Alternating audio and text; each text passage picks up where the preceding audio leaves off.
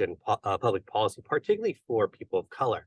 So I want to acknowledge here today, this is a very special moment, and look at each other and really understand that this is not what the typical academic classroom looks like or academic workshop looks like dealing with climate change, disaster issues. So this is a special event, an opportunity to learn from one another, understand our own individual lived experiences or our embodied experiences.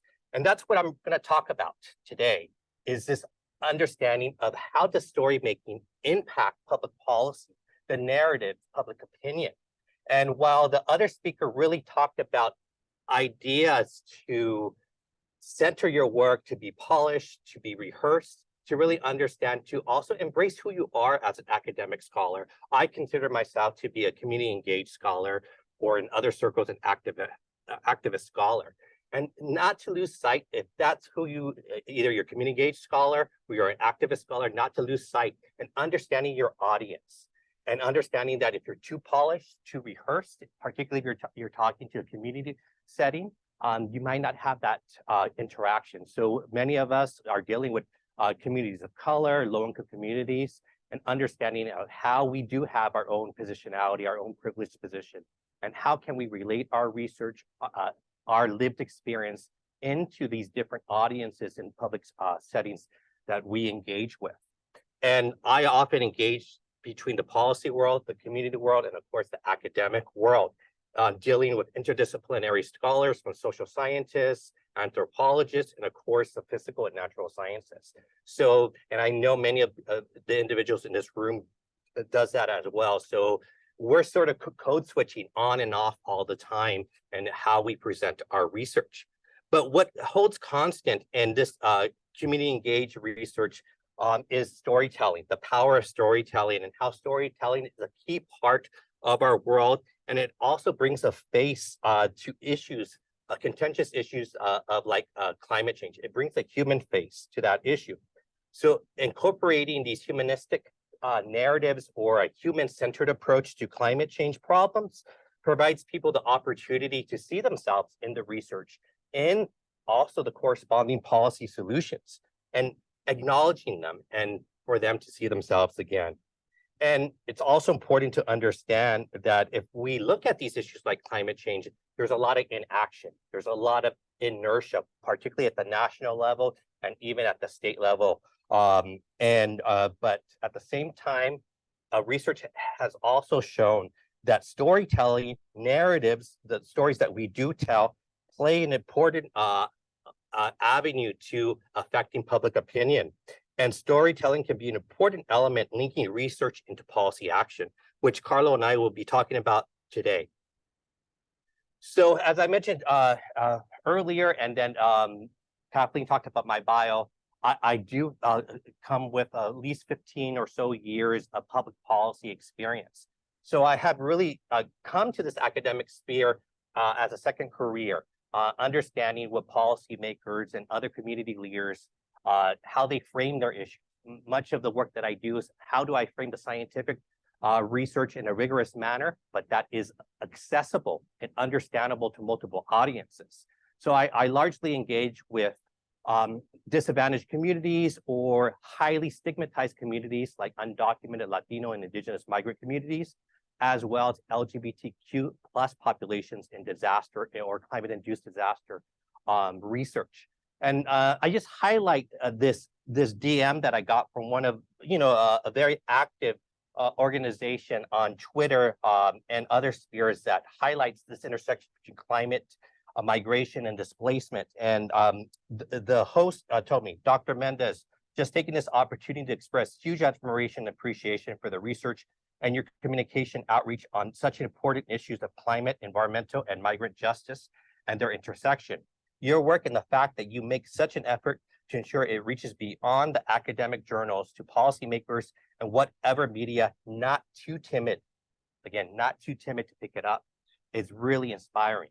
So this idea of not too timid, again, engaging on issues that could be often controversial, create conflict in whatever geopolitical setting that you may be in, and how do you prepare yourself? How do you package research, again, that is rigorous, but is able to be translatable. So particularly like taking, for example, LGBTQ communities and being able to take the extra time, not to just do peer review articles, but connecting with policymakers, connecting with LGBTQ communities, and then reaching out to the media to ensure that those academic reports, studies are not just gaining dust on the shelf, but we go from scientific research into policy action.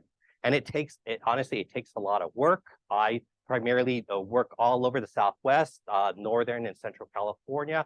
And to engage in this type of research takes a lot of time outside the laboratory, outside the classroom, to have these sort of impacts and results. And moreover, taking these ideas away from abstract notions of impacts. When we all see these models and projections of climate change, particularly around extreme heat, we'll see these red maps. And oftentimes it just talks about regional perspectives, even if it's downscaled to the city or even the neighborhood level. That human face of these impacts are rarely addressed. And much of the research, what we do, Carlo and I do, is understanding of how do you translate those human faces into the data that you're presenting. If we take an example from my book, Climate Change from the Streets, where I wrote the first book that looked at the California environmental justice movement and how they were a leader and engaging in the early 2000s, nearly 20 years ago, of linking climate change to justice, racial justice, and public health, and really started the platform, what we see at the federal level of Justice 40. So many of the experiments, many of the successes that happened over 20 years ago in California have eventually been scaled up to the national level. So back in for example, if we look at this flyer here from activists in Oakland, California, which is in Northern California in 2010, they were really trying to decenter those abstract notions of climate change. That climate change is happening out there in the wilderness, affecting ecological systems. And we often know this tired symbol of climate change impacts of polar bear and melting ice caps, really reiterating and underscoring that climate change is not happening in our local streets, in our neighborhoods, and not affecting urban or low-income communities of color. So this event that happened in 2010 was really focused on the youth population, one of the first organizations to really link in an intergenerational approach to climate change. And they led with this idea, it's not just about polar bears. Climate justice is also about youth and the future of Oakland. And look how they spell the word youth, really an emphasis on the person, on the individual. And speaking to Brian Beveridge, who's the co-director of the West Oakland Environmental Indicator Project, one of the leading environmental justice organizations in West Oakland, primarily at African-American, Latino, and Asian neighborhood, he told me, up until the last decade, climate change tended to be a white, affluent issue about saving the rainforest and polar bears. It hasn't had deep relevance for people trying every day to get by in urban centers. Most of the messages of climate change are about eliminating global greenhouse gas emissions and not about people. So again, as an activist, as a policy expert, underscoring messages, narrative, and having a human-centered approach to climate change impacts and relating it to multiple audiences is key in this image. And that's what I went on to do in this book, really tell those stories, those human center stories that are moving away from abstract notions of global greenhouse gas reductions, or what I call carbon fundamentalism or carbon reductionism, which is this myopic focus on just those targets and the scientific understanding of climate change, and not how climate change is happening in large society, affecting multiple types of populations, and fundamentally how fossil fuel industries and our economy is disproportionately being cited in low-income communities of color, and that climate change is most definitely linked to public health and the street and neighborhood scale. And this would go on having those messages during the early 2020s, during the pandemic, during our racial reckoning or mainstream racial reckoning of in our country, the summer George Floyd, many individuals were really more open now to these ideas of how fighting climate change means also fighting racial justice. And these stories of people were really centered. And going on into that is taking these ideas of how community groups were taking scientific notions of the 7 or so greenhouse gas emissions that we primarily regulate through the state of California or through the Kyoto Protocol, but also linking it to this idea of what is called co-pollutants of climate change. So fossil fuel burning, of course, creates greenhouse gas emissions, but there's that are global in nature that go up in the global atmosphere. But at the same time, fossil fuel burning also creates local pollution, NOx, SOx, precursors to smog that stays at the neighborhood scale and affects people's health, causes respiratory illnesses and other types of other health disparities. And activists in California were the first to coin this term climate pollution and really linking the local and global pollution that is coming from fossil fuel burning and how that kind of decenters this global abstract notion of climate change and puts it back at the neighborhood scale. So this article in Grisk, which quotes me in my book, and of course the leaders of the environmental justice movement in California, of how this term climate pollution has affected a national level type of legislation and been included in justice forwarding and other types of legislation and policies. This goes on to most recent work that I've been doing with Carlo on climate-induced disasters and moving away from this idea of perspective mitigation, perspective impacts that climate change are happening, and more squarely looking at adaptation and the immediate impacts that climate change is happening on local communities, particularly heat, storms, flooding, drought, and wildfire.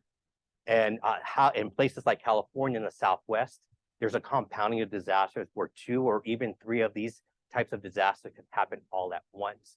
And we frame this research as the invisible communities confronting climate change and environmental injustice. And you see how I have invisible, the IN, bracketed in there in parentheses, because obviously these communities are not literally invisible. They have been living in these communities and these neighborhoods and regions for decades, but they're rendered invisible in disaster policy and because of political choices that have been made at the federal, state, and local level that renders, again, these populations invisible, withhold vital resources from them, and makes them more socially vulnerable to the impacts of climate change. I conducted this research as a community engaged project. Activists from environmental justice groups and migrant rights organizations that were at the forefront of some of these disasters, such as extreme wildfire events in Santa Barbara, Ventura counties, which is in the central coast of California, as well as Sonoma County, which is in Northern California, arguably one of the best wine regions in our country. It's right next to Napa. And they were my co-authors on this, and it really helped lead that humanistic storytelling along with rigorous scientific as well ethnographic data to tell the story of what has happened to these undocumented migrants, largely farm workers and other outdoor workers, and what is the path forward. And because of this unique blend between academic and community authors, we were able to garner more attention from multiple audiences, both statewide and internationally. We've done policy briefings. I bring on my co-authors and community activists to do policy briefings with me at multiple scales. We've done several for the federal government, including NOAA, FEMA, NASA, among others, at the state level and local levels for emergency manager or associations. And of course, what we're most proud of is we're providing a policy briefing to the United Nations International Organization for Migration. And they were really interested in learning from the California experience. Of course, California, undocumented Latino indigenous migrants is quite different in other parts of the world, but climate displacement, climate migration, or if you want to call it climate refugees, are happening all over the world, from Brazil Africa, Australia, Greece, and others, where wildfires, for example, are displacing and ensuing forced migration. So again, they wanted to understand what were the commonalities and differences between what is going in California and other displacements around the world. And we're actually going to do another briefing with UN Habitat. So if you're not familiar with them, they're one of the leading United Nations organizations that focuses on urban and development issues. And we're going to have another webinar later this month, which I can send to everyone, that talks squarely about an international context from California. And I believe they're going to do Africa as well, of what does climate displacement and migration mean around the world. This also led to other types of community engaged work, where as a community engaged scholar, often volunteering my time throughout the state and Southwest, not only studying populations, but working hand in hand with them on policy solutions. So last year, and Carlo attended as well, we served as academic advisors to the California Undocumented Summit. So this was the first summit in the country that specifically focused on undocumented immigrants and disasters, and brought together mutual aid organizations or nonprofit organizations that provided mutual aid from the wildfires to the pandemics, and how these organizations, these NGOs, many of them not disaster oriented, not environmental oriented, but provided other types of immigration services, social services, housing, but essentially became stopgap measures from wildfires to the pandemic, because there was no government inaction. So they were stopgap measures that eventually saw mission creep, where they became disaster providers and provided disaster aid and services, and were essentially feeling burnout, and their organizations were losing a lot of their resources and being siphoned off to disaster preparedness and, of course, disaster recovery. So we came together last year to chart a path forward, learn from one another, and continue a policy agenda that stays focused on the needs of some of the most stigmatized populations. Within this storytelling is also, this is an example of how we link these ideas to issues of scientific research. For example, here we emphasize on some of the disparate impacts that that the wildfire smoke is having on these outdoor workers, primarily farm workers. For example, citing research that shows fine particulate matter, or PM 2.5, from wildfire smoke is more harmful than car exhaust, and really emphasizing that we all know we inhale the exhaust coming from your cars. It will make you sick. But research has really highlighted that it could be 3 to even 4 times more harmful or even deadly to individuals that breathe toxic wildfire smoke. And then in places like Northern California, annual mean PM 2.5 has increased as a result of extreme wildfire events, which is now the main source of PM 2.5 exceedances in that region. So it was usually from cars and others, but now it's from wildfire smoke. And then really underscoring that this research shows that the harm to farm workers may be greater than previous thought. Further research on new policies are needed. And then this is some of the ethnographic research that we try to bring in to further put a human face, or humanistic, or human-centered, or human dimensions, whichever term you want to use, on the issue. For example, this indigenous farm worker told us, we all got sick. Our throats closed in from breathing too much smoke, and our kids couldn't go to school. We had to buy masks and medicine for our throats, and some goggles because my eyes were irritated when I work. So other farm workers also told us that they were working days, hours, and even weeks. Some of these extreme wildfire events last for at least 2 months. So imagine working in these toxic air conditions and working conditions with very few occupational health and safety standards or equipment. And some farm workers would tell us they would come home and literally have black saliva. Another outdoor worker, in this case a landscaper, told us, I could not get to the homes where I worked because the streets were closed. 2 of the homes I worked at were destroyed. One of my good friends was lost during the disaster. He had only been living in the area for 3 weeks before he died. I myself am a cancer survivor. I'm the only one who provides for the family.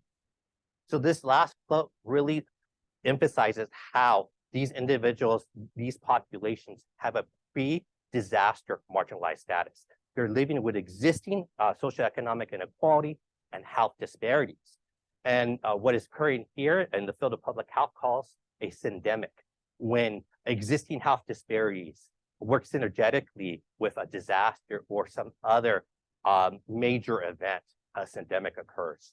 So, but again, here really emphasizing that these individuals that have a pre-disaster marginalized status that's only exacerbated during a disaster like a wildfire. And then here, usually as we heard from the other speaker, what is the main takeaway from the research? Usually what we end our research presentations, our policy briefing is with the research implication, thinking beyond property values. When you think of extreme wildfire events, particularly in a place like California, you think of the mansions, Malibu, Kim Kardashian, Oprah, Ellen DeGeneres, wealthy landowners, and wealthy people. But many of these individuals may not live within those perimeters of that extreme wildfire event, but they live in the surrounding communities. And we all know toxic wildfire smoke is not stagnant. It doesn't stay in one place, it moves. So that the experience is happening all over the region, but also it's important that these are workers that are being cut off on job sites. The hotel industries closed down, schools closed down. So that has a domino cascading effect throughout the region and the economy, and that affects individuals. Housing displacement does occur because some housing does of these farm worker communities and service essential workers are destroyed. And then California being a place that's extremely high cost with a housing shortage, what happens to our housing when that occurs? The same goes for transportation infrastructure. The roads that allows them to get to these areas often are destroyed or blocked off for weeks, if not months. So that has a very detrimental impact to population beyond just property values, beyond the perimeter of the fire itself. And then this mask here, I think we see a picture of little kids, little girls wearing N95 respirator masks. I think we all become desensitized to that. That's just normal, commonplace. But look at the date, 2017. So this population has been living with these inequitable disaster and air quality and respiratory conditions for many decades, many years before the COVID-19 pandemic. And then again, really reiterating that existing inequalities are exacerbated during disaster. And if you really want to tackle disaster risk reduction, it starts with the integration, the social integration of migrants, undocumented migrants before disaster, including them in our social safety net, from FEMA disaster aid, from unemployment insurance, healthcare, and other essential services that we provide to residents, legal residents, and our society. And then, so that was just a broad overview of narrative having humanistic storytelling and particular disaster research that we do. Next, Carlo's going to talk about an NSF Early Career Fellowship grant that I got that brought on Carlo to work for the next 3 years on this growing convergence research, where you're bringing in very different types of researchers, societal actors, to address a pressing problem such as climate change or climate-induced disasters. And of course, the research that we focus on are undocumented Latino, Indigenous migrants, and extreme wildfire event. So Carlo's going to talk a little bit about his experience as a student and what it's like to engage in storytelling and writing and speaking to very diverse professional and community audiences. Carlo.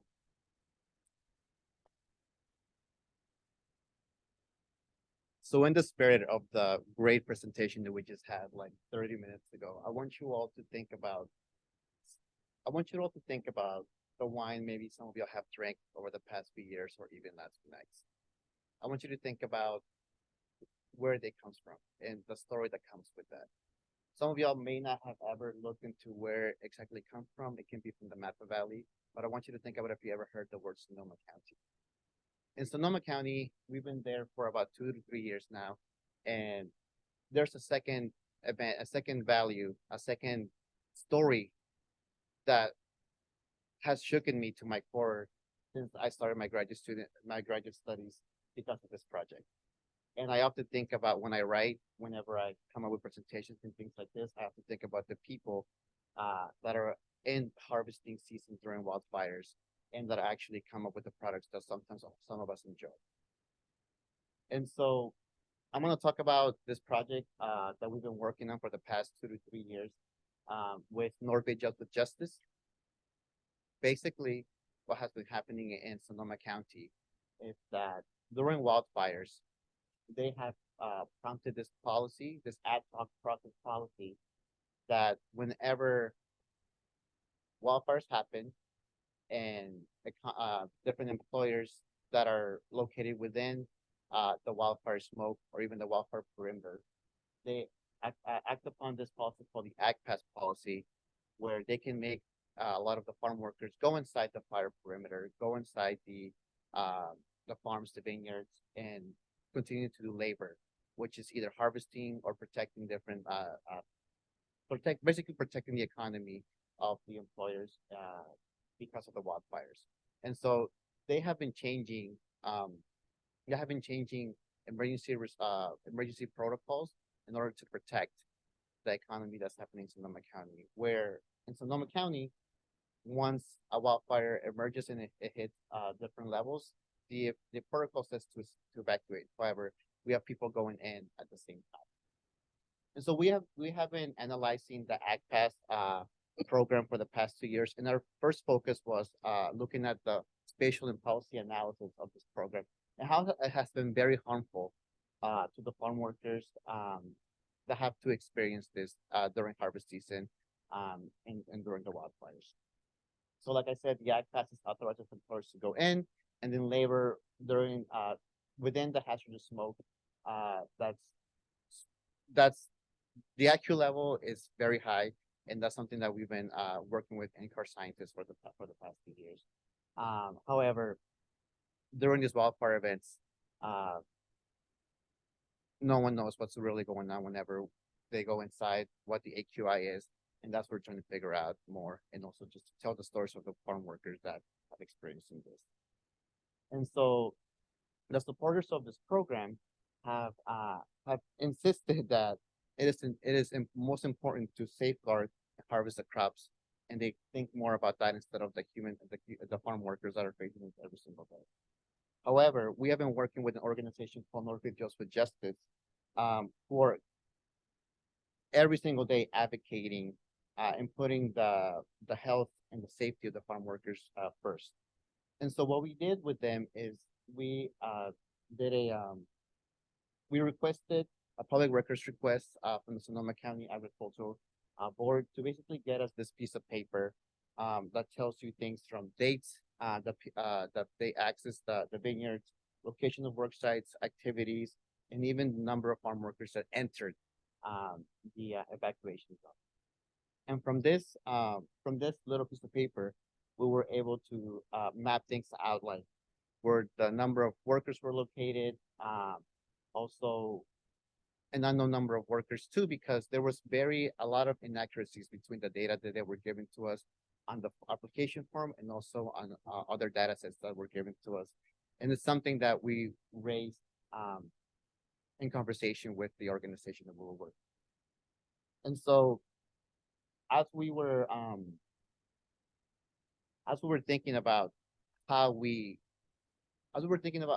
managed to present all of this information to the county board in relation with the North Bay Justice, we thought about different themes and different things that have come out of this data, and some of them were gaps that were found within the policy, which is the lack of post-incident accountability and data accuracy.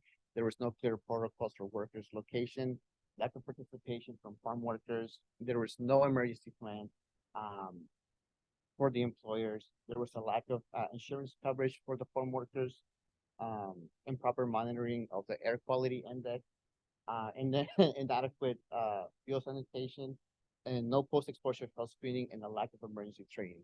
And so this is a lot of stuff that came out from us just trying to analyze the data, but also in conversation with the organization that we're working with. And so how do you take all of this and, do something about it and put it into action? And so one of the first things we did is we've created this policy brief that we have been using in conversation with Norway Justice to present to community members, most importantly, to present to the county board.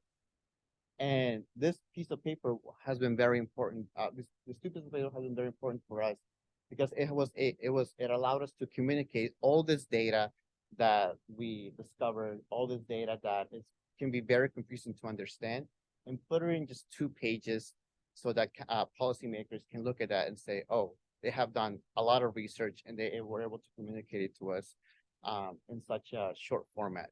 And as a graduate student, we're always thinking about theories. We're thinking about like just pages of information to write, but we had to condense all of that into a policy brief so that policymakers weren't confused. Policymakers didn't just brush it off, and so they could look at this and say, I understand what's happening. But that wasn't always the case because when we presented this to the county board, it's something that can get brushed off. They can get brushed off because they don't want to see this information, but we're providing it for them. And that's the most important part from my point of view, because we're presenting this data for the community. And also with them, me and Mike both attended different community meetings, different county board meetings, and did,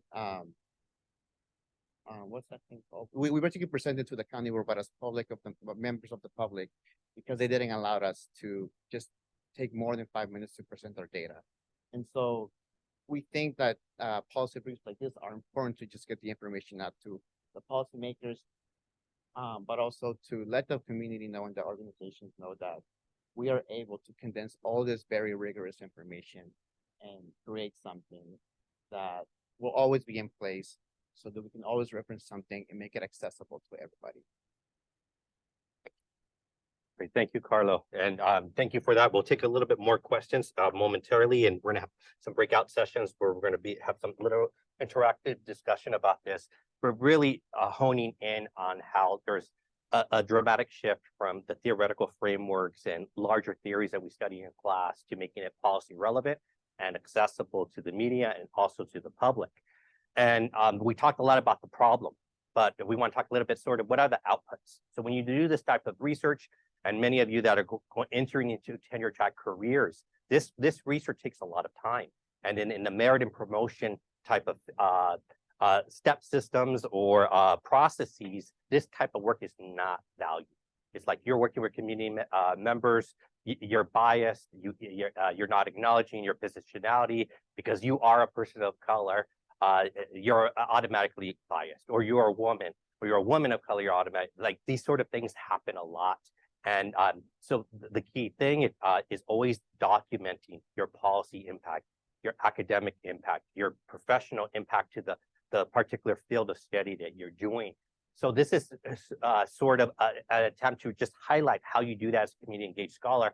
If you want to learn about this, I encourage you to read Laura Pulido's chapter in a community engaged scholar book called, and her chapter is called FAQ on being a scholar activist. So she's one of the first really well-known environmental justice scholars coming out of the 90s, like mid to early 90s. And people always asked her, how do you do this work? How did you get tenure? How did you continue to be engaged with the community? So I encourage you to do that. But one of the key things is, one of the 2 key things she talks about is reciprocity.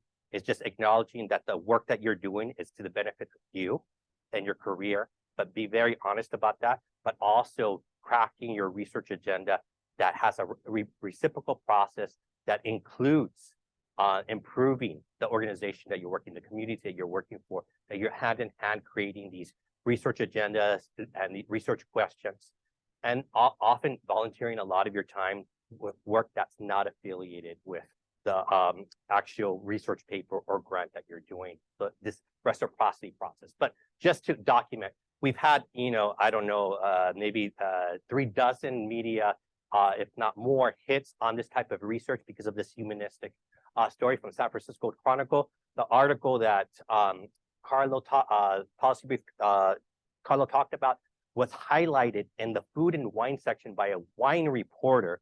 And above the flap, if you ever see a newspaper, a hand on above the flap is the front thing that you look at, and below the flap, you want to be above the first thing that you see. And she was a wine reporter and wrote a very long article about the inequities of how farm workers were entering into mandatory evacuation zones that were considered hazardous to the general population. But since wildfire was colliding with harvest season each year, these people were asked to risk their lives without hazard pay, without any very little occupational health and safety, and disaster planning or management plans. And interesting side story, I think she did this and highlighted so much because she was trying to get comments from the Sonoma County Agricultural. Oh, this is public, right? Never mind. I'll tell you that later. I forgot we're on Zoom and it's being recorded. But there's side stories of how you interact with the media and what type of approaches you do, how you present that. And I can talk that over at lunch. But we've had several highlights of that. Other key, this is probably these two are the most important, or all three are important sort of your tenure and promotion, is how are you changing policy, legislation, and in this case, grants, working with the Office of California Governor's Emergency Management Agency.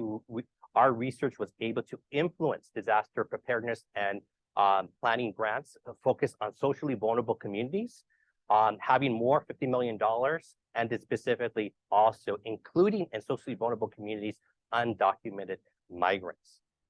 So this was the first round of funding. There's been subsequent, but this is sort of now the floor of including this population within the disaster management plans and having more targeted plans and policies and grants to these types of communities. And of course, as I mentioned earlier, presenting it to multiple policy audiences, including philanthropic organizations. I've done several, there's like essentially lobbying organizations that philanthropy does, like SoCal grant makers, NorCal grant makers, and others that they all come together and they actually have their own policy briefings where they invite experts to talk to them about emerging societal issues, and that ideally influences the portfolios of these foundations. And then Sonoma County Board of Supervisors started our research and deliberations on disaster management planning. Sonoma County became the first county in California to set aside $3 million in their annual budget to provide disaster aid for farm workers and others impacted by emergencies, including undocumented individuals. And then in August 2022, Sonoma County put up a hold on allowing farm workers to enter into mandatory evacuation zones. After the presentation, we could talk a little bit what happened just last month.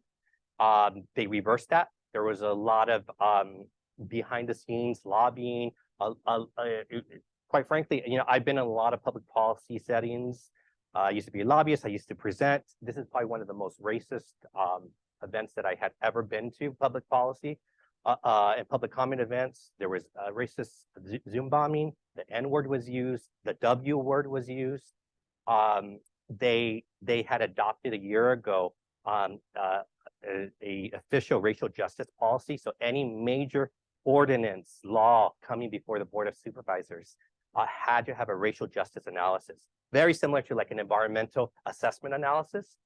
So when they mysteriously within 48 hours brought up the evacuation zones to be heard, of very little public notice, they rescinded that policy of racial justice analysis.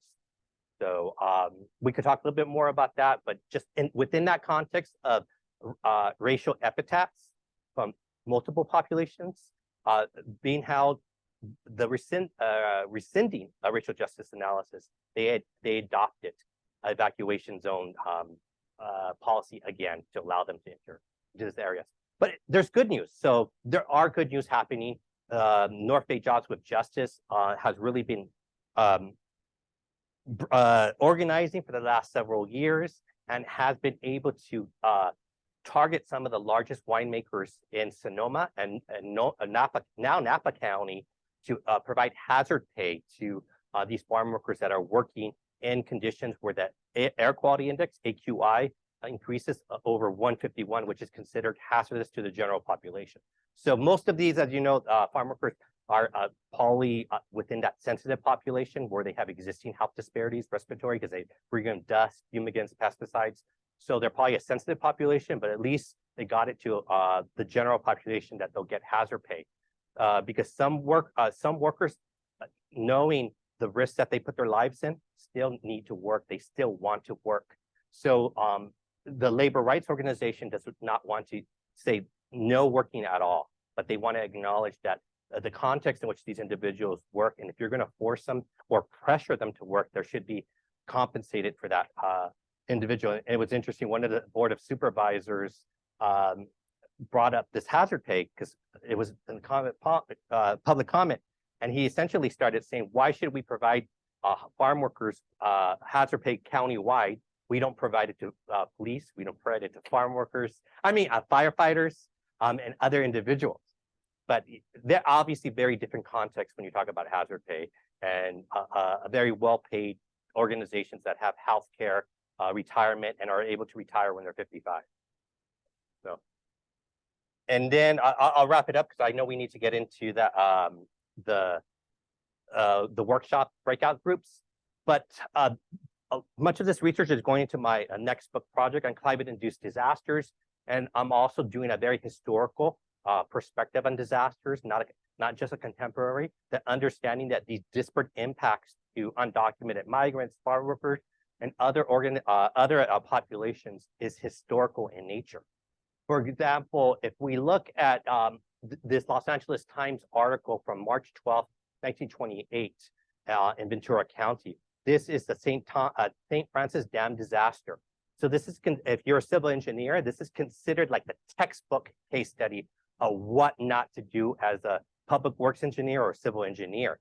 This was a dam that Mulholland, if many of you know California's water history, he's basically like our version of New York's Robert Moses, was the main booster and developer of our region and brought water to Los Angeles, a thirsty Los Angeles. Self-taught engineer, had a lot of success early on, but this was his downfall. He built this dam on very unshaky foundation, and eventually burst. It was up in Santa Clarita, northern Los Angeles County. And when it burst on almost midnight, March 12, 1928, billions of gallons of water came from northern LA County to Ventura County, which is largely at the time agricultural and still to today agricultural region. And it followed a flood path, largely of low-income white individuals and farm workers. And those farm workers, we could see some of them here. Many of them were washed away. And I've been doing research, visiting grave sites. There's mass graves of these individuals that they just threw them all there, unmarked graves. During the archives, you see that where the Red Cross refused to provide disaster aid to these farm worker communities. And a Latino Red Cross, Cruz Azul, came from the San Fernando Valley, which is miles away, and back then probably took more than an hour to get there. Latino serving had to come in and provide segregated disaster services. Also, shelters. There's accounts where the white disaster victims were complaining being housed in the same camps as the farm workers. So bring that to a contemporary issue. This past winter, we had extreme. We went from drought to extreme flooding, or hydroclimactic whiplash, as you may have heard earlier in your presentations, and where a levee that was vulnerable for decades, and primarily a Latino farm worker community and the northern central coast of California, finally burst. And it flooded an entire community, largely farm workers, and only about 60-something of those households had flood insurance. And the eerie issue about this happened nearly 95 years to the date that the St. Thomas Dam disaster, March 12. So 95 years to the date, basically. And so it's just an eerie coincidence. And I wrote an op-ed with Manuel Pastor at USC about the historical context of what happened in Bajaro isn't just a natural disaster. Again, political choices are being made that withheld vital resources, infrastructure upgrades. If we look at Hurricane Katrina, which really arguably started this focus on climate and environmental justice. Ward 9, we all knew that was vulnerable for decades as well, but again, in action in these low-income communities of color. And I'll skip through this. This is new research that I'm doing on extreme heat with some of the other social justice organizations that I work with, and really arguing how these schools lack green spaces and the students are suffering from extreme heat on them. And these schools reflect a broader environmental injustice that we see in the neighborhood. So what happens in the neighborhood in terms of environmental injustice, lack of infrastructure, is also going to be seen in the local schools. And then this is another project that I mentioned earlier. It explores how and why LGBTQ plus populations are affected legally, psychologically, physically, and even theologically during disasters. And this is one of the first studies that took a nationwide scope of what is happening to LGBTQ communities and trying to dispel that myth of white gay affluence that we all think of LGBT populations as being male, white, and wealthy. Will and Grays, other types of that, little stereotypes here. Our research shows that the disparate impacts are largely to LGBTQ plus people of color, particularly trans, African-American, transgender African-American individuals and others. And we're doing a follow-up study that we're releasing in December, and FEMA's going to participate again with us. That takes a more quantitative approach that shows that climate displacement is 4 times higher on the LGBTQ population than the cis heterosexual. And then when you break that down to, again, LGBTQ people of color, it's about 6 or so times more displacement in LGBTQ people of color. And then if you also, statistically significant, looking at states that have the highest disaster displacement of LGBTQ people, also have the highest anti-LGBTQ policies. So there's a statistically significant correlation there that we're going to be releasing next month in December. I'll send around that webinar that we're doing. And then this is another one that we're doing. We can talk about in the workshop. And then just acknowledging the funding that we got. And then now for our breakout session. So if you want to learn more about the storytelling, we had a great presentation, but these are some academics and scientists. Faith Kern, I really recommend. She's a friend and did this award-winning book on getting to the heart of science communication, a guide for effective engagement, really focusing on how do you craft messages, scientific data there. So these are other 2 books that I recommend. And then in our 2 breakout sessions that we're going to have right now, we're going to cover policy briefs, web pages, press releases, webinars, research panels, engagement with journalists, and of course, social media teaching. You know, if you look up my social media, it's I have very little personal on there. It's very how do you amplify this research? And again, just like engaging with communities, your social media takes a lot of time. And then that one last research project I was doing with one of my former students, this one here, just really reiterating with my co-author, who's also early career, but now it's just you have to do this. You can't just let it sit on the shelf, because you know, especially if you're a scholar of color, we get cited less. Our work does not get promoted. So if you don't do it, the reality is like no one else is going to do it for you. So I know you may come off, or I may come off as a self-promoter, but that's the reality. We get cited less, and our work gets promoted less. So we have to do much of that work ourselves. So I want to get in some breakout groups. So if you have a computer, let's log on and go to this site. It's in the BAF agenda. There's a link in there that makes it easy. And I want you to maybe get in groups of 4 and select a policy brief and a corresponding news article that was written about that policy brief. So I want you to outline 2 examples of what is the narrative that Carlo and I or my other co-authors are trying to tell in that policy brief, and then compare it to what was actually written by a journalist. So is it coming through? Did they elaborate more on that messaging, human-centered approach? So again, get in groups of 4, and let's read one of the 3 policy briefs. Anyone, there's one on LGBT, there's one on undocumented farm workers, and then there's one on environmental justice and land use. And pick one of them, and then answer these 2 questions there. And we'll do that for about 20 minutes, about 15 minutes. Nania also sent an email with the link, I think on Friday, so it may be easier to find it there.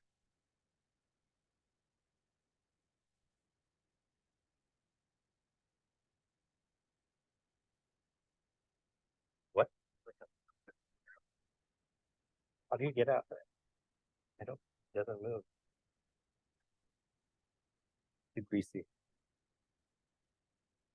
Oh. Okay, thank you.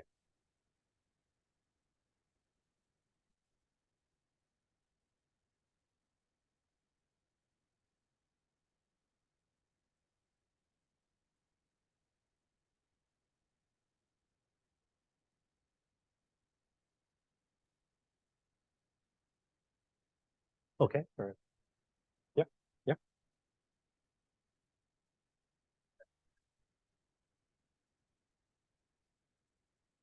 Hey, oh, thank you. Oh, let me turn this on.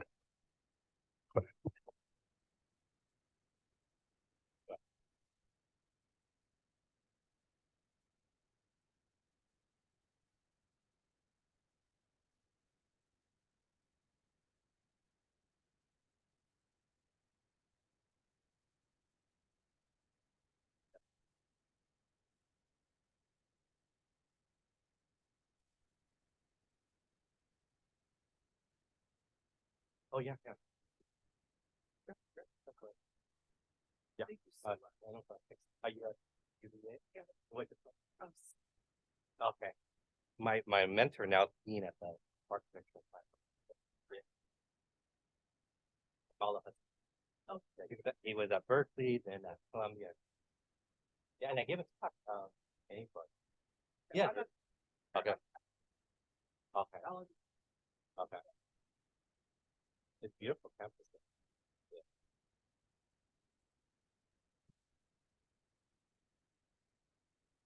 Sure.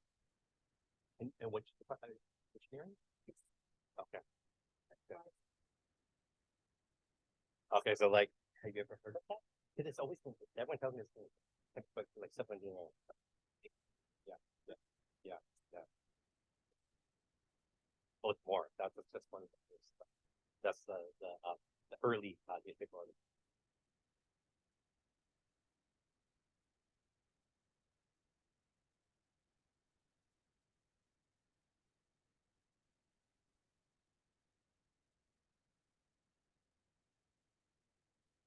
Oh, I think I don't know.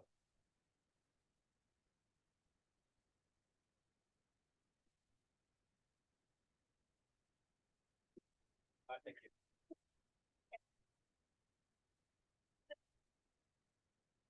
Yeah, yeah, yeah, yeah. You have. Oh,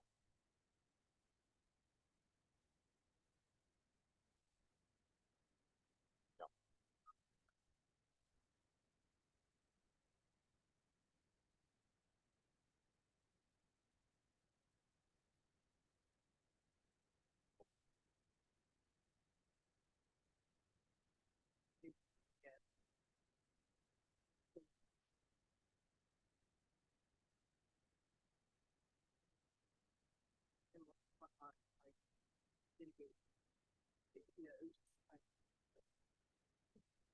Oh, thank you. Okay, great, thank you.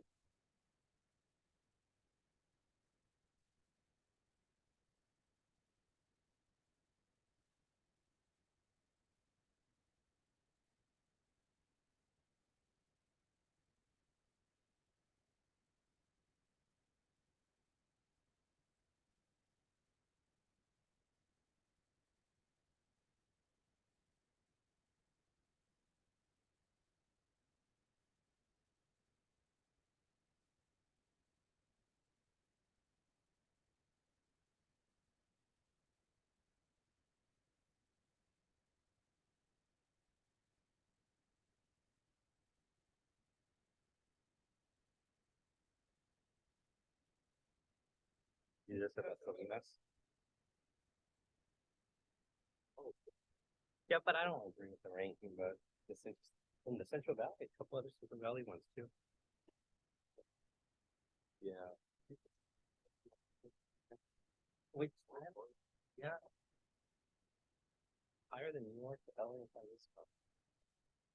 But still, at some level, the housing is going to Kansas and Salinas, and even for the president, especially like, what is it? How far? Yeah, that's something I never talked about. Yeah.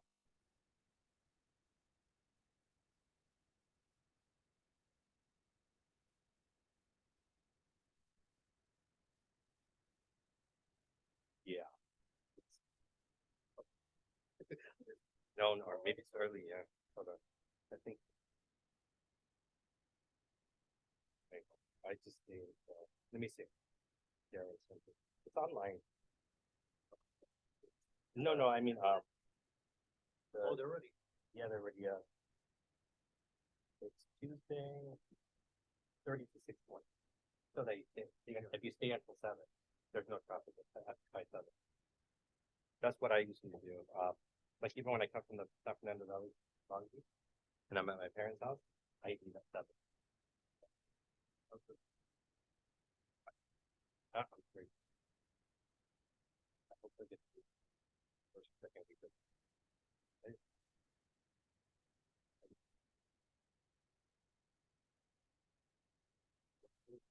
Yeah, we're gonna move into no, no, not. And they can work from. Uh, yes, and they can. Yeah, that's special.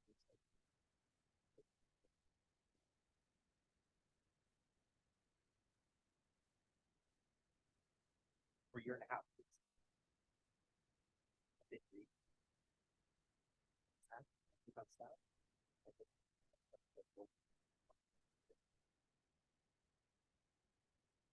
No, they make you go to another country. Oh, remember, we were talking about with Rebecca Beck. Um, and so,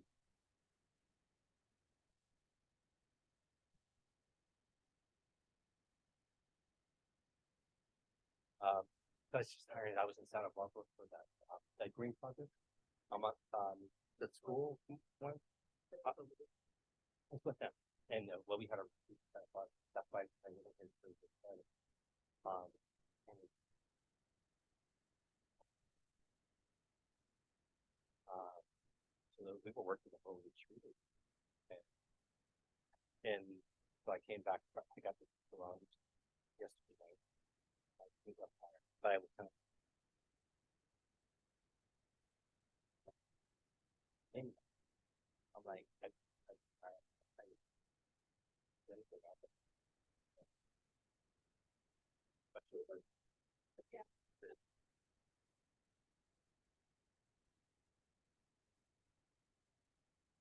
Oh yeah, that's what said. 8 more minutes. So eight more minutes, and then if you can select one person to report back, please. So 8 more minutes and one person to report back.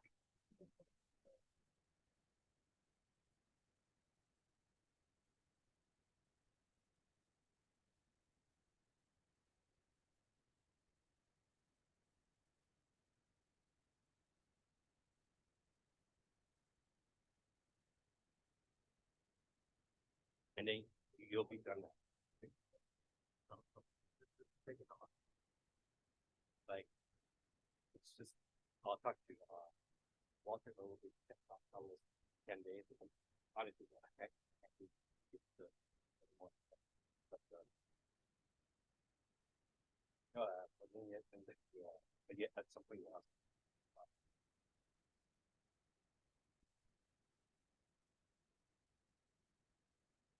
You get done. It's good practice. You're gonna get a lot of revising receipts. You know, the same thing.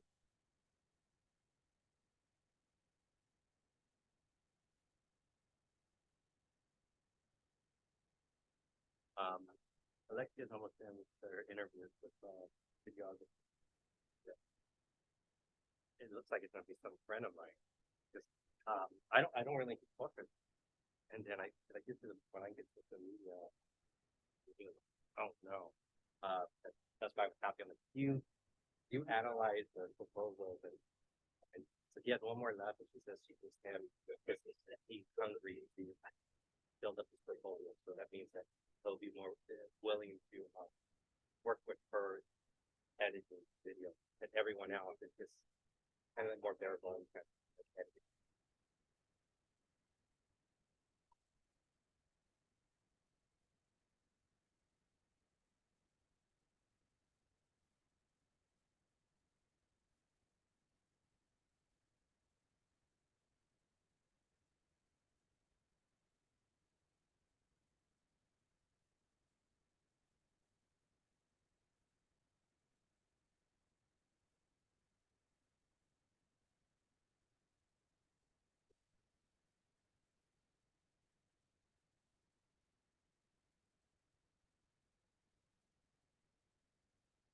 All right, 5 more minutes. 5 more minutes.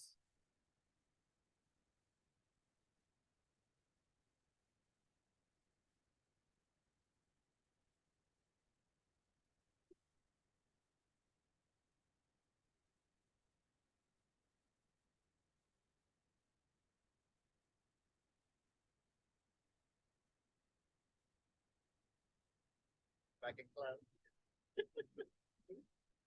Don't worry, mine's a little bit. Just think about your own project. I think this whole time we haven't talked, none of us talked about our own project.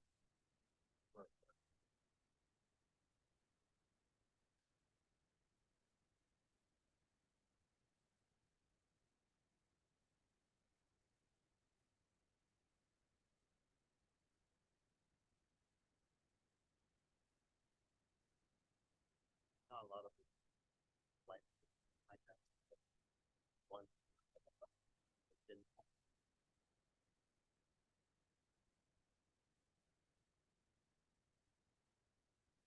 Five.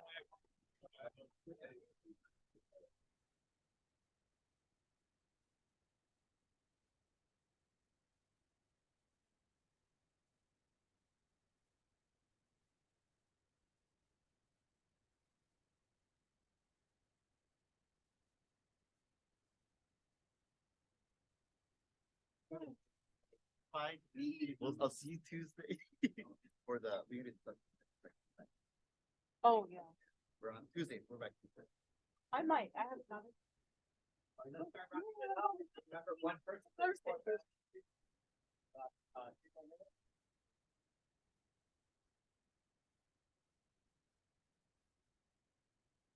Taken out. But you're doing the next. Yeah.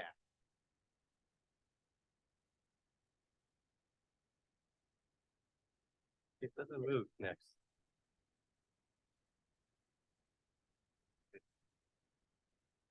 Oh.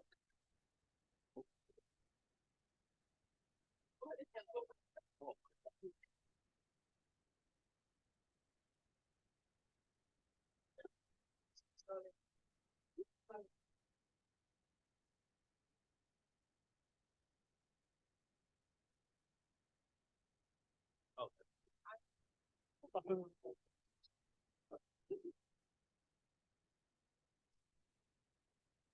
Basically good. I already know. Right now, okay. Yeah.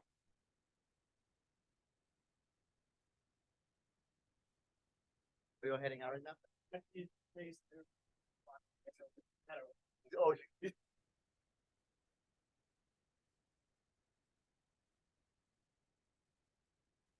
They were good, Mike.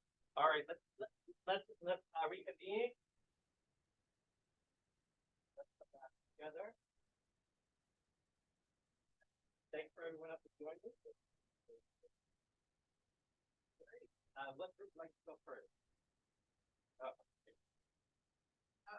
If you can say your name and the policy.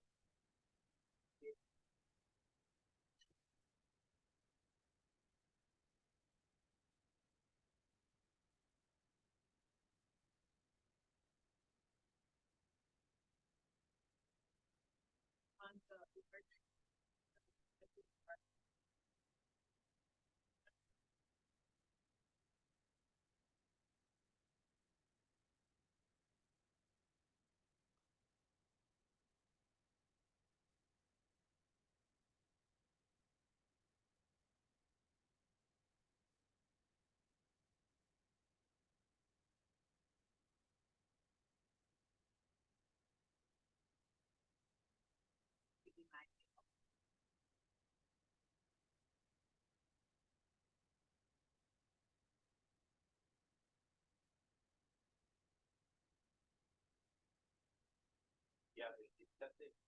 And then again, I'll tell you what, but she food and wine reporter, very business friendly. Yeah. Typically reporter. Right. So we could talk at lunch, a little bit more about that, but I'm glad you brought that in. Sure thing. So we read Queer and Present Danger. And the differences that we picked up on was that the news article was more personal and intimate, and it focused more on stories. And versus the policy brief that really summarized the issue, it used neutral language and it was in this kind of non-accusatory tone. Whereas in the news article, it was more apparent that folks were being excluded on purpose, or this was like a result of, violence and exclusion as opposed to just some random choice making. Both of them did offer policy solutions, but we also saw that one of the advantage we thought of the policy brief was that it was more generalizable and more actionable for policymakers to take it up, as opposed to the single story kind of following one character, so to speak, throughout the news article. But we did think that they had, both of their benefits, and we liked the ability to connect with the kind of subject or the focus of the news article as opposed to just within the policy brief. So it was very clear that it was a story being told, a story kind of unfolded throughout the journey of the news article, as opposed to the policy brief that was kind of just offering and kind of stepping back. Anything else? Great observation. This idea.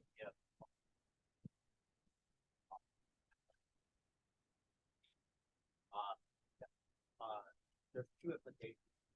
One, that most of the briefers are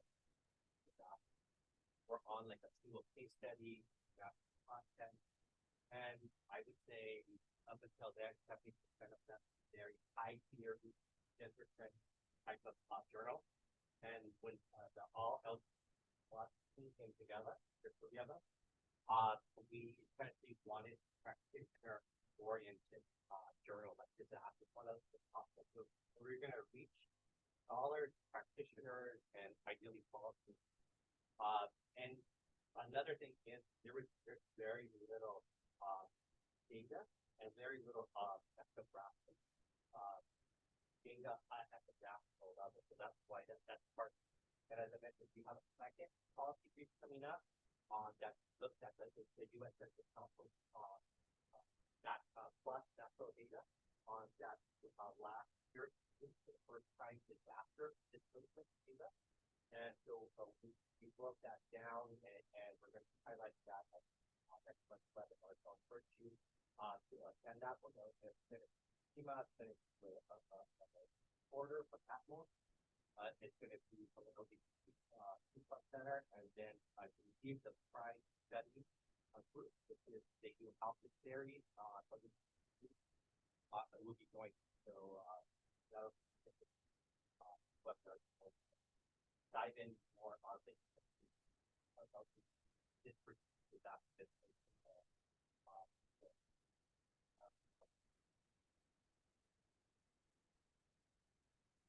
I'm Joseph. So we did the same thing as what Group 1 did, and I'll just, because I've already commented on the consistencies between the policy brief and the newspaper article, we'll just add that we were impressed by what the newspaper did by highlighting the research.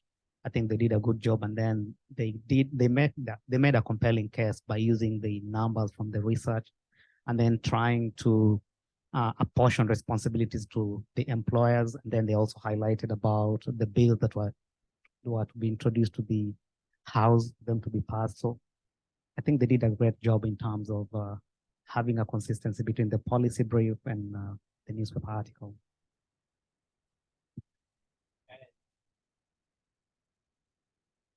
Oh, our groups broke, so like we kind of merged into one, but we did do the first one. I think mostly everyone did the second one.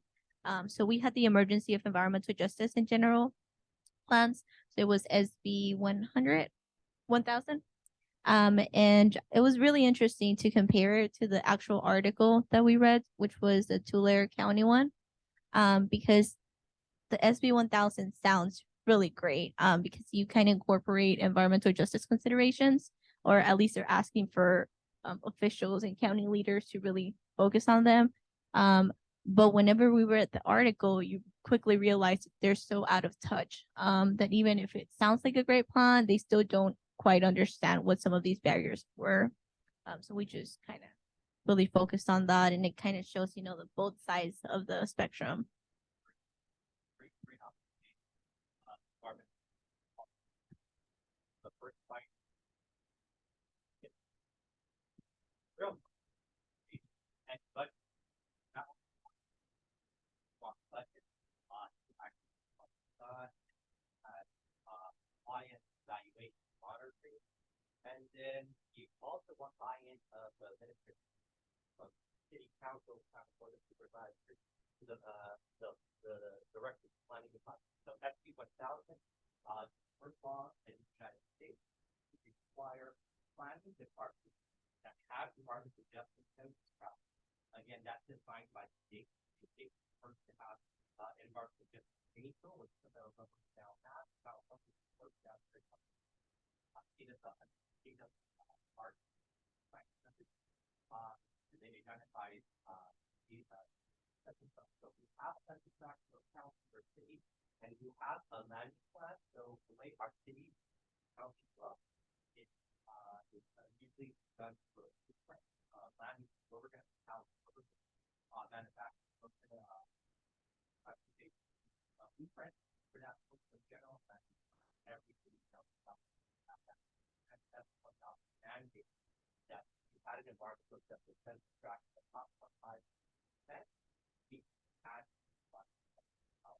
what that meant, what it looked like, up for debate. It's very, like that, very performance style county board supervisors, city council members that really didn't want to do it, but they had to be compliant with the law.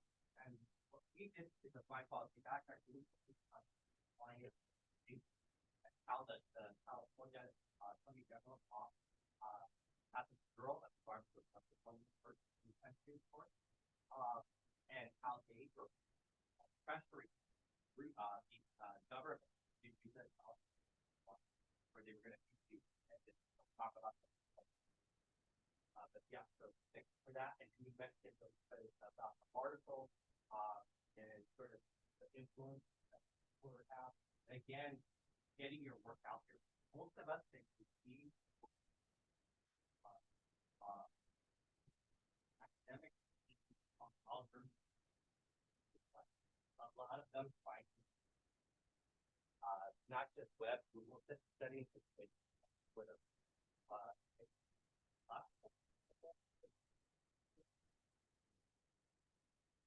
Love that you gave all,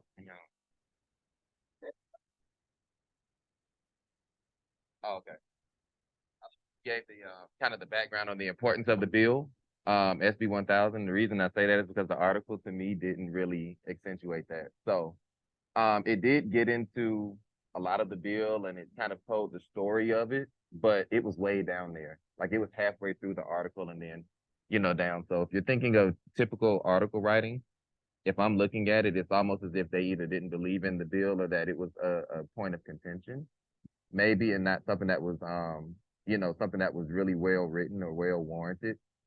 To back that up, I decided to look at all of their other articles on their Fresno land page, at least the ones I saw like latest news, and they all follow typical journalism structure. So it was the title, and then the first line, like it says, Carlo speaking to the class today.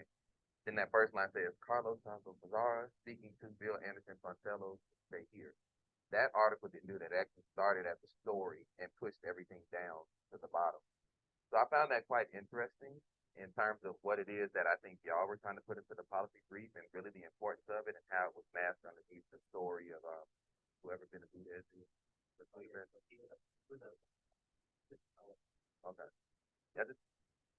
I thought it was interesting they masked it under that and not actually put emphasis on the brief and all of the good and the recommendations. I mean, it did say at the end that certain things were adopted, but like it was the very last paragraph. So I took a policy action class last semester, and it was very interesting because it was so disheartening to hear that most of our politicians and stuff do not even read the policy briefs that we formulate. Yeah. And that's crazy because we actually have people doing research on this and pretty much cramming everything for them to know, and they still don't have the time for it. So makes sense.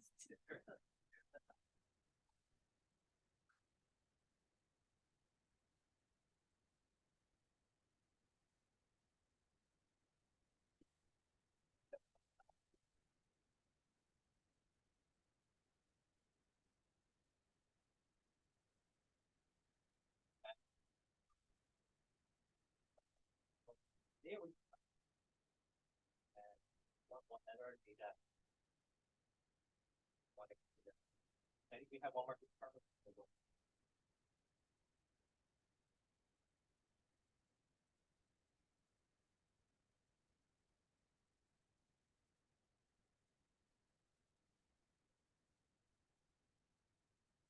Okay. We have some Zoom participants. Okay. Just repeat what I said. I said piggybacking off of, I'm sorry, I forgot your name. Ruby said, what the politicians will do is have a staffer read it and then reiterate that to them and then tell them what is important and what it is to say to the community rather than reading it themselves. I would just agree with you.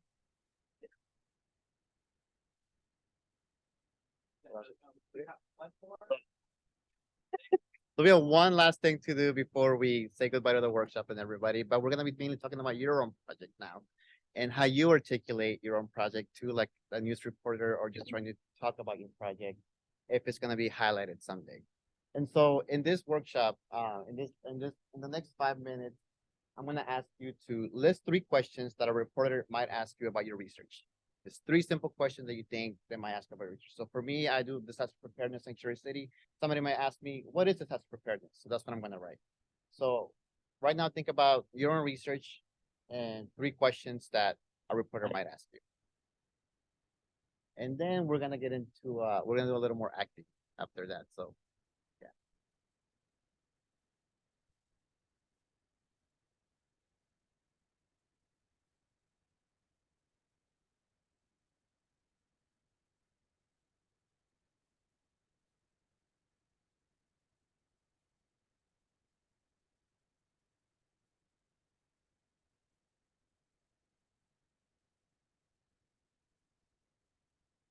Can't say it.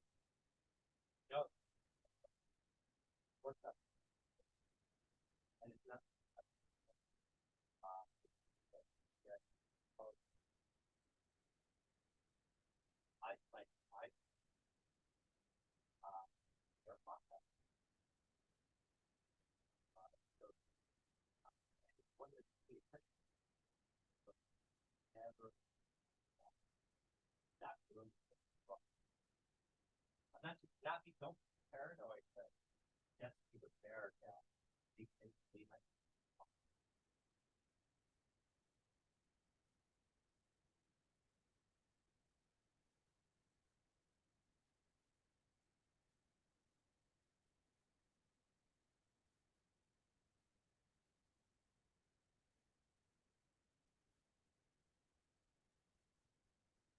The question was how to elaborate buzzwords and stories that ideas will get comfortable with. I think I had that one like that stuff. So don't let it get into past all types of things. Let's just talk about population. I don't know if you're the one talk about somebody else here besides that. Why you study that population? You need specific like that population. You need to see now.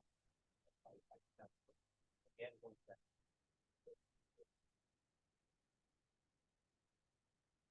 Was everyone almost done writing 3 questions that a reporter might ask you about your research? Give you 1 more minute or so, because then you're gonna hand that question to the person next to you, and they're gonna ask you those questions, and you're gonna respond to practice being interviewed.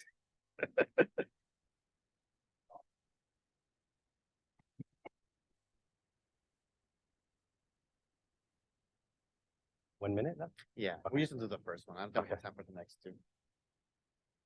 Yeah, you have time one more. Right? It's the two questions they're gonna have switch the questions to each other. Okay. They're gonna practice.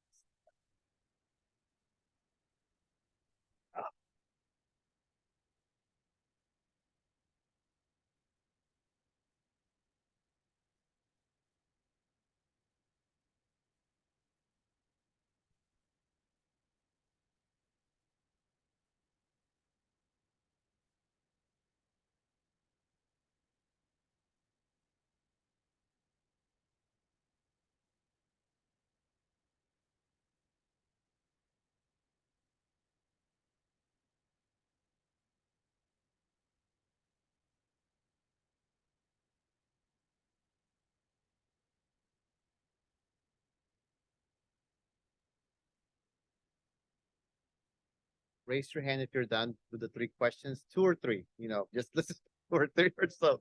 Okay, so with the person next to you, I want you to hand them the questions and then they're gonna ask you those questions. So one person goes first, ask you the questions, then you answer it however best you can. And then after that, we're gonna reflect a little on like how you felt about answering those questions.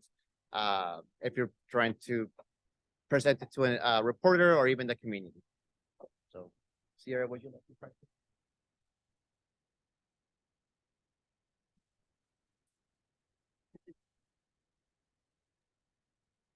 Yeah.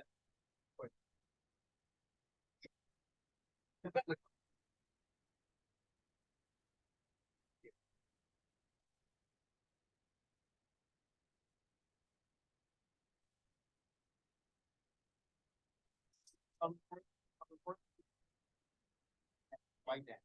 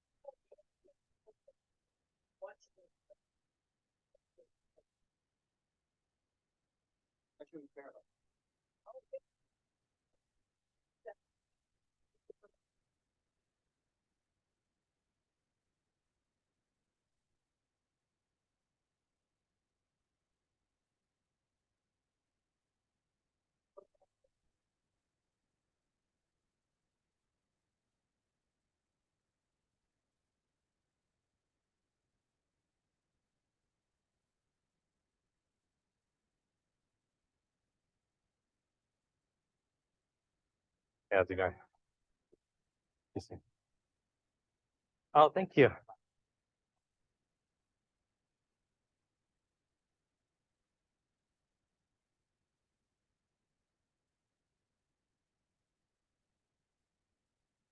Yeah.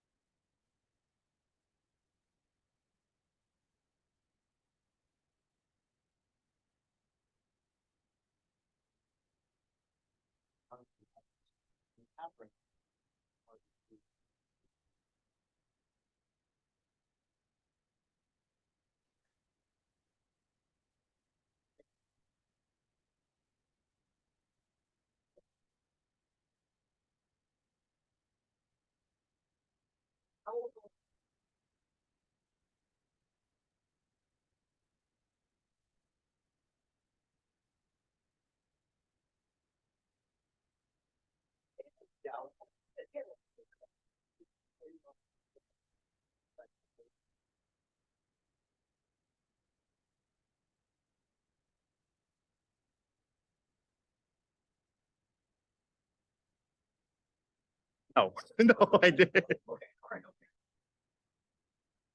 think some people are still.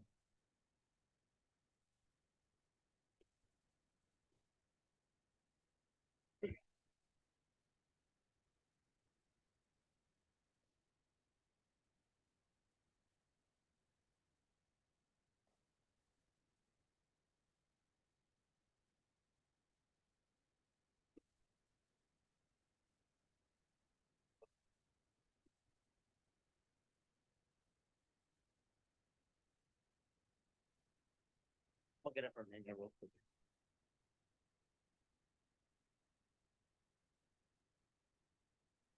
Like the end of the workshop.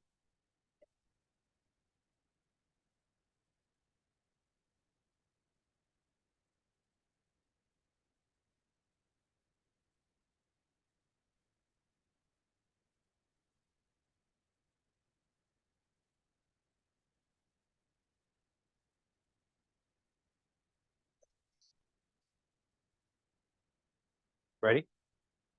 One. Oh, you needed to talk, yeah. Okay, yeah, good. If you, hi everybody, has anyone gotten their answers questions and acted like a reporter or anything? So me and Sierra are gonna act that out really quickly because I was her partner in this. So Sierra, would you mind standing up? So All right, here's an interview. so we're just practicing what will happen if a reporter were to ask you questions about your research, right? So this is something that me and Sierra right now we're practicing right now. Pretend I'm a reporter with NPR. And I'm like, hi, Dr. Horn, Dr. Horn. Yeah. So why then? Why then?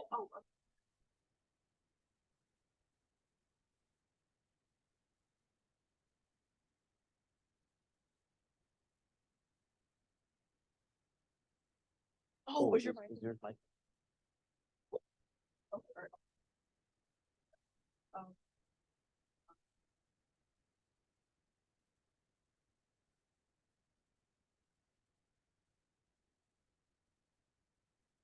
I'll find the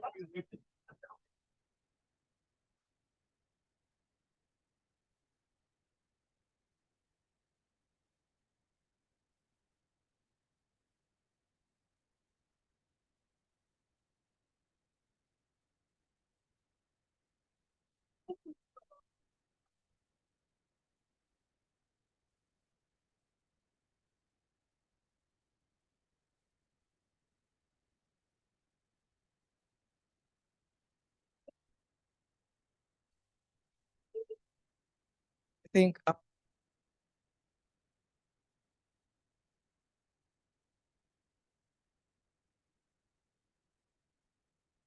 it or what have you.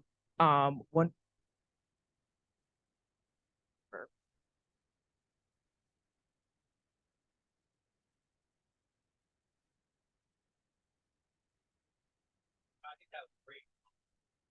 Point. Second response, the first response, don't make it about your advisor. You are the expert. And same thing with your application. Never write my dissertation will, my dissertation. It's my research agenda focuses on. It's always like this is a active project, a project of relevance. You are the expert. The reporter, even though if they find you on Twitter, they're checking your background, and they would not email, they would not contact you, and then subsequently interview you if they didn't think you were expert in this field. So. Is there anyone who would like to act that out? Just or no? Felicia, you had a question? Oh,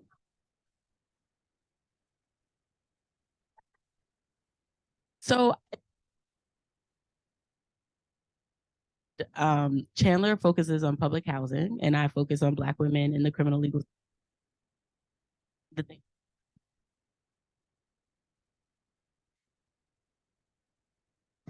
Yeah, I think it's dying, but okay. So so that's our research interest. And so when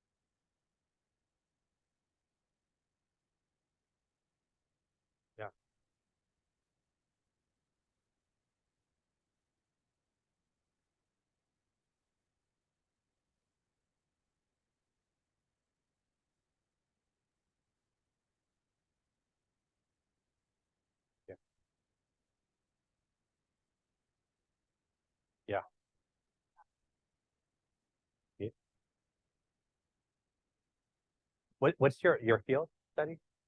You're a sociologist. So if you're talking to a reporter, I don't know what region this would be. You talked earlier about what terms can you not use, or you don't say. I think you're from Texas. Oh yeah, we were talking earlier that you can't say climate change. You can't say certain words. You know, and this is different for everyone of how you want to frame yourself, what messages you're going to frame. So this is how I would do it, and again, it's a personal choice. I would stay away from CRT words like CRT, but I would say structural inequality, structural racism, because X, Y, and Z. You know, remember like levees? I said Katrina. I showed Pajaro. I showed the St. Francis Dam. You showed that it's historical in nature, and then you underline the structural inequality. But then there are some words that'll turn reported or they won't include it, and that's a choice that we have to make individually if we don't want to use certain language, and we have to reframe it. But again, that's an individual choice that we all make as scholars and experts when we're talking to public audiences. It's just, how do you feel about what type of language you want to use, or? Yeah.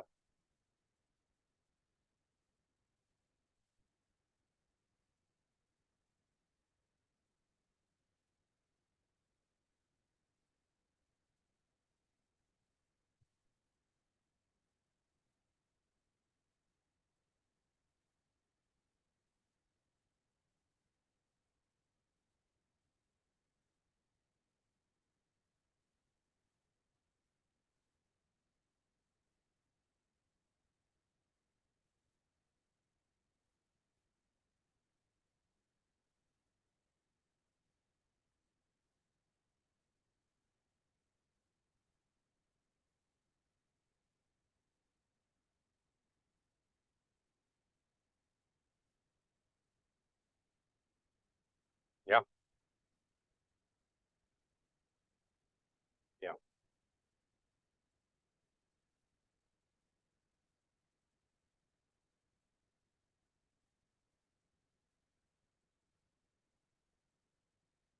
Yeah. No. And you can't talk like,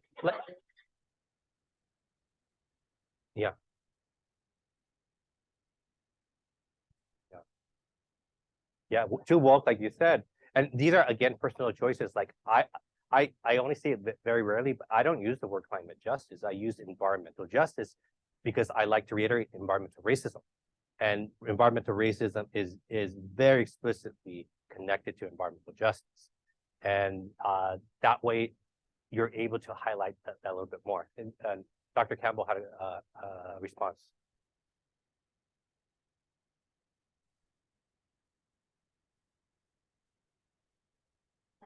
Oh, so the summary, the question is, how do you use, there's charged, politically charged language and theories that we all study as scholars, practitioners, and experts. And when do we use it? When do we not? Again, these are all content specific and personal choices. I was on a similar workshop for RAN that runs for, that's another program when you graduate. RAN has this Faculty of Color in Public Policy. I did the training, I did the fellowship, and then I got invited to do this. And we were talking about difference between a community engaged scholar and a scholar activist. And there was a veteran academic. Those are very two different terms. You know, they mean very two different things. And then I was like, yes, they do. But we're not all in universities, institutions where the word activist and academic go together. So if, again, it's a personal choice, if, which term and how you frame and identify yourself. I think we're, one more question and we're done. Yeah.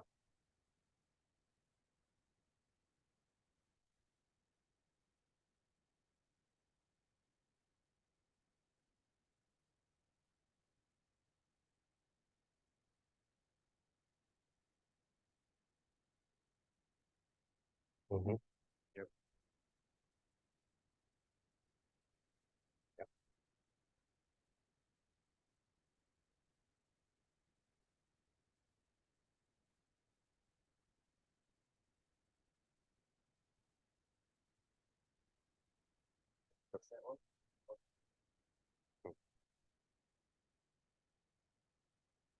And the headline, and there's a Scientific American article on that, and the headline is literally "Disaster Management is Too White." Mm-hmm. It's from Virginia.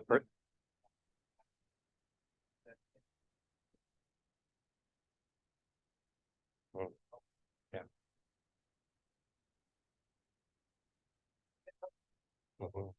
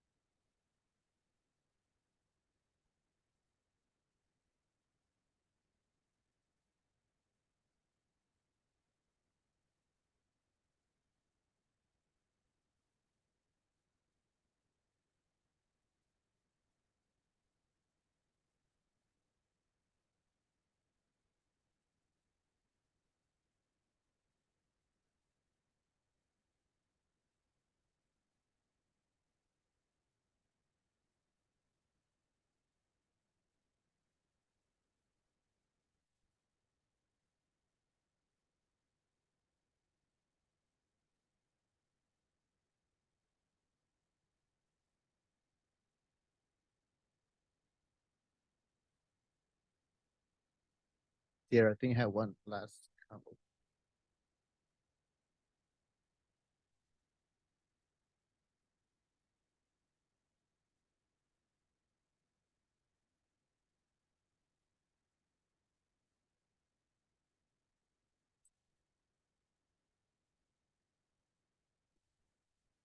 Right, and empathy is just like part of theater.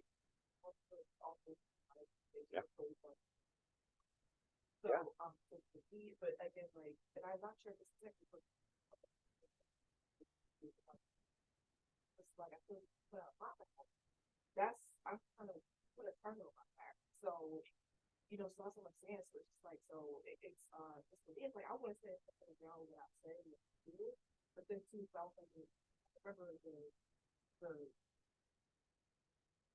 physicality of it too. It's so scary. I can't think about myself. I don't want to say my family safety.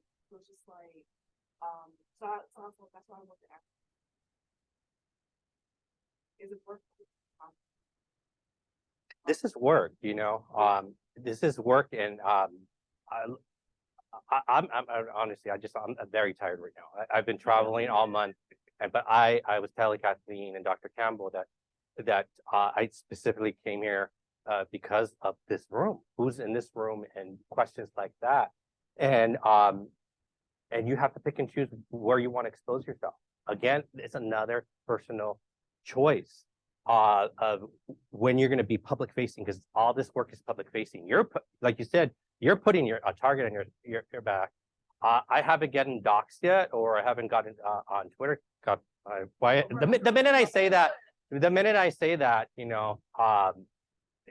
I do undocumented immigrants, I do LGBTQ, and you have to assess your bandwidth. You have to also like look at the media outlet. He was looking at the reporters and the news outlets background. I do that all the time, and you just have to weigh your time, your exposure, and the benefit. Yeah. Yeah.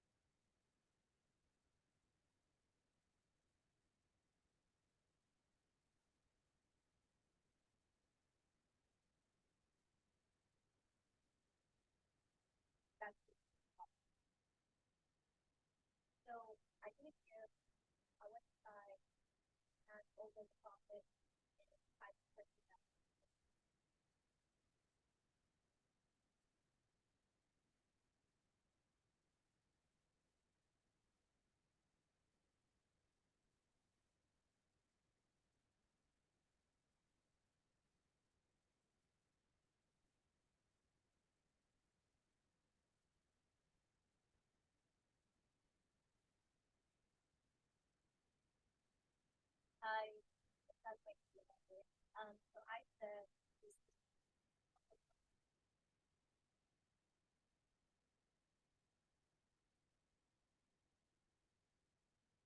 Or what's in?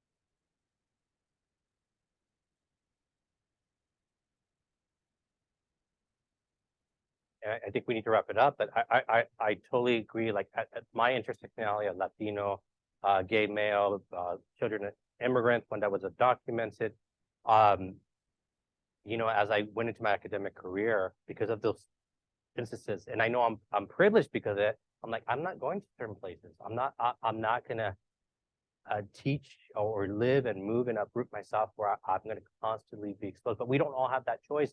I'm older. I'm older than most of my PhD cohort, and I had another career to fall back on, which was politics and policy. But because I was in that privileged position, I made those choices. And again, these are all personal choices of who we're going to work with. We have the choice, and what we're going to do, and how we're going to stand our ground. But thank you for sharing.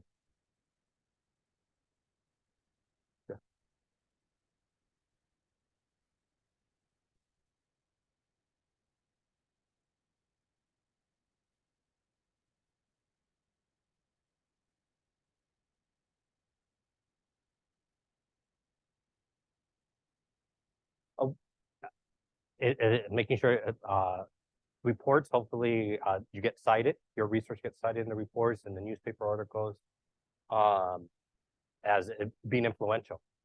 So it shows your reach and then outside your immediate university, if other, I don't know what university you're from? Sacramento State? Jacksonville State. Yeah, so you know, you go from a regional expert to a statewide expert then to a national. So you're able to document where your research, where your expertise is being pulled into. That's probably one of the easiest ways to show. You just round of applause for everybody. Thank you for sharing. Thank you. Hand it over to Kathleen to close out the workshop. Okay, I think this is working now. Yeah, so just a couple of really quick words before you all go. Thank you so much for coming. This has been really great. You're all doing such important work, and we really appreciate how you showed up and like engaged fully in all of the events that we've held over the last couple of days. And I wish you all safe travels home, and please keep in touch and hopefully see some of you again. And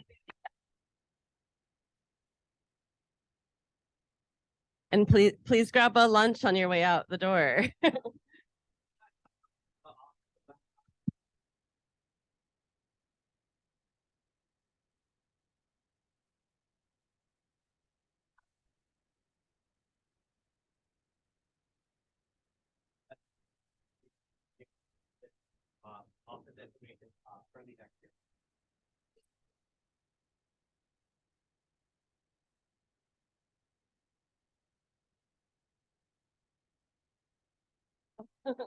Yeah. Yeah. If you could leave your badge holders over by the door, there's a little box over there. We can reuse them.